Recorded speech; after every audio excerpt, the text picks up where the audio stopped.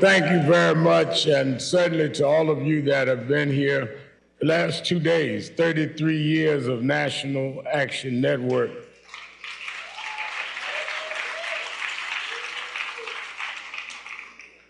In year 2000, National Action Network was able to get the two candidates for presidential Democratic nomination, Al Gore and Senator Bill Bradley, to debate for the first time at the Apollo Theater. 4 years later, I ran for president. But 4 years after that, which is now 16 years ago, every candidate, Democratic candidate for president, came to this hotel for our convention.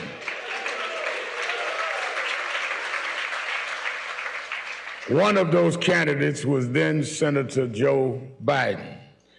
And every 4 years since, the presidential candidates and/or the president would come. President Barack Obama came twice, one time in each term. And President Joe Biden came and spoke last January at the Martin Luther King breakfast National Action Network had. The first Martin Luther King holiday after the Obama-Biden White House, President Joe Biden, then Vice President, came and spoke in this hotel as Vice President. I say that to say that yes, we are an organization that protests. Yes, we're an organization that marches. We're now marching about DI. We're also an organization that has concrete programs and you that lead chapters. We are an organization that heckle. If any hecklers are here, I'm the heckler in chief. You will not out-heckle me today. But we engage those in power to advance what is good for all Americans and to do what is right for all of us that have been overlooked and disadvantaged. I have known Joe Biden before he was president. He's always been candid and always been straight, and he's always did what he said he would do. He has always said to us that he will never mislead us in a conversation, even if there may be areas of disagreement. But I most remember that in January of 2020, when there was the gathering of candidates to run for president, Joe Biden had not decided what he was going to do, but he came at my invitation to National Action Network's breakfast as a former vice president. And he looked at Martin Luther King III and I in the back room, and he said, "This ugliness in Charlottesville, did you hear what this guy said?" referring to his predecessor. And he says, "You know, Al, I think I may run." He says, "We've got to save the country." And he, based on that, later he did decide to run. And the morning before Jim Clyburn endorsed him, he came with Jim Clyburn to a minister's breakfast in North Charleston, hosted by me and National Action Network.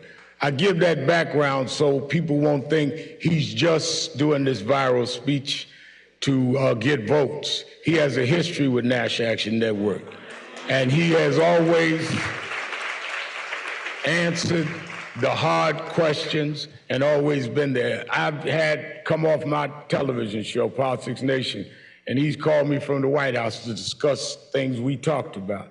He is that kind of person because we want it straight. We don't want anyone to placate us. We don't want anyone to say what we want to hear. We want the truth, good and bad, and we will know how to handle it from there. Don't talk to us like we're children. Talk to us like we're grown folks. And there are those that want our votes that want to take us for granted and show us some gold sneakers and other foolishness. We want to know about concrete things and what have you done for me lately. In that spirit, I bring to you live from the White House the President of the United States, President Joe Biden.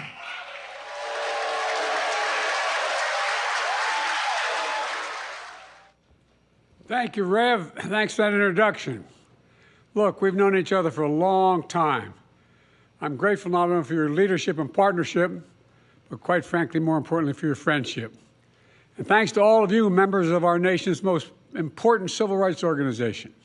You know, for more than 30 years, the National Action Network has been on the front lines in the work to redeem the soul of America. We've been on the same page, and the work is as important as it's ever been. You know, during your convention, you heard from members of the most diverse administration in history, our administration, starting with our Vice President, Kamala Harris, who's doing an incredible job, in my view. And so is Steve Benjamin, who's with us, he's with you guys tonight, right now. Together, we've kept our promises to make some of the most significant investments in the Black American community ever. Promise kept to get through the pandemic and make sure the Black community was not left behind and everyone was taken care of. Put checks in pockets to cut Black child poverty in half. Promise kept to rebuild all of America, reconnecting Black communities that have been cut in half by interstate highway systems with jobs and opportunity as well. To ensure that every community has access to clean water and high-speed internet. Promise kept to protect and expand Obamacare, saving Black families $800 a year in their premiums. A promise kept to beat Big Pharma by giving Medicare the power to negotiate lower prescription drug prices, literally saving countless lives in underserved communities. For example, members of the Black community who need insulin now are because of their diabetes, now only have to pay $35 a month for insulin instead of $400 a month. And there's much more to come, by the way. A promise kept to invest in historic $7 billion in HBCUs, to relieve student debt for more than 4 million people so far, including a significant number of Black borrowers. Including just today, I announced another 277,000 Americans. A significant number of Black borrowers are also having their debt forgiven.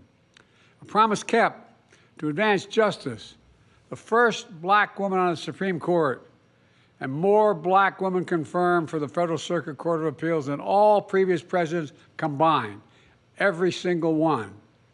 Most important executive order on police reform, to ban chokeholds, greatly restrict no-knock warrants, advance effective and accountable community policing. A promise kept to sign the most significant gun safety law in decades, the first law making lynching a federal hate crime, keeping my promise that no one should be in federal prison for merely possessing marijuana. A promise kept to advance environmental justice and to make the most significant investments in climate ever in all of our history. That's delivering clean energy and jobs all across America. The results are real.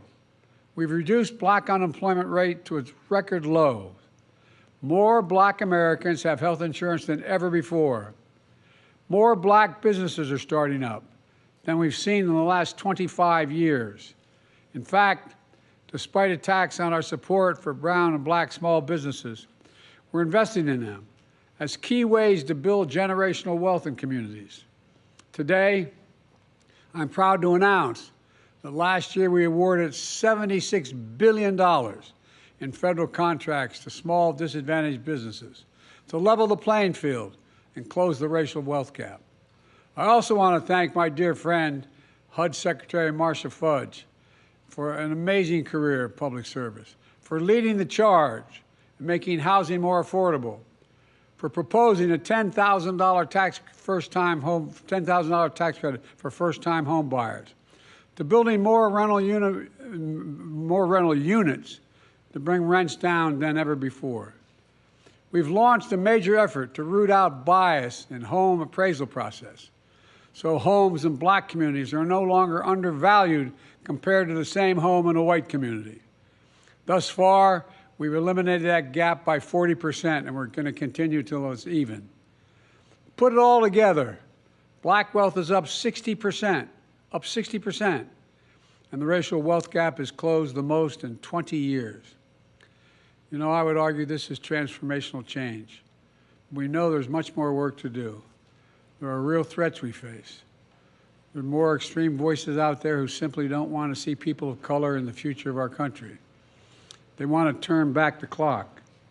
Voter suppression, election suppression, ripping away reproductive freedom, getting affirmative action, gutting it, and attacking diversity across American life, banning books. This is 2024, banning books, attempting to erase history, embracing political violence like what happened on January the 6th. These extremists are determined to erase the progress we've made. But together we are determined to make history, not erase it. Make history, not erase it. Let me close with this, Rev. You know, we face a moment of choosing at a time when our very democracy is at stake. And that's not an exaggeration. Our democracy is at stake. One vision is propelled by anger, hate, revenge, and retribution. The other vision, our vision, your vision, of perseverance, progress, hope, and optimism, and everything the National Action Network stands for and embodies. Here's the future we can build together. I see in America where we defend democracy, we don't diminish it. I see America where, with your help, I signed the Freedom to Vote Act and the John Lewis Voting Rights Act into law, where I signed the George Floyd Justice and Policing Act into law, where we make Roe v. Wade the law of the land again, and we can do that. I see a future where we give hate no safe harbor, call out the poison of white supremacy. I see an America where the economy grows from the middle out and the bottom up, not the top down, and where the wealthy finally begin to pay their fair share of taxes, where working people finally have a fair shot with child care, elder care, paid leave. We're one of the only nations in the world that doesn't have paid leave. I see a future where we save the planet from a climate crisis and our country from gun violence. You know, my administration just yesterday expanded 2 days ago, expanded background checks. But that's not enough. We'll ban assault weapons, high-capacity magazines because we did it once, we got to do it again. We must get it done. And folks, I know we can do this. I've never been more optimistic about our future. You know, we just remember who we are. We're the United States of America. We've come out of every crisis stronger than we've gone into it. And there's nothing beyond our capacity when we act together. So let's keep acting together. I'm looking to you for help. I'm looking to you for leadership, and I hope you look to me for the same. God bless you all, and may God protect our troops. Thank you very much.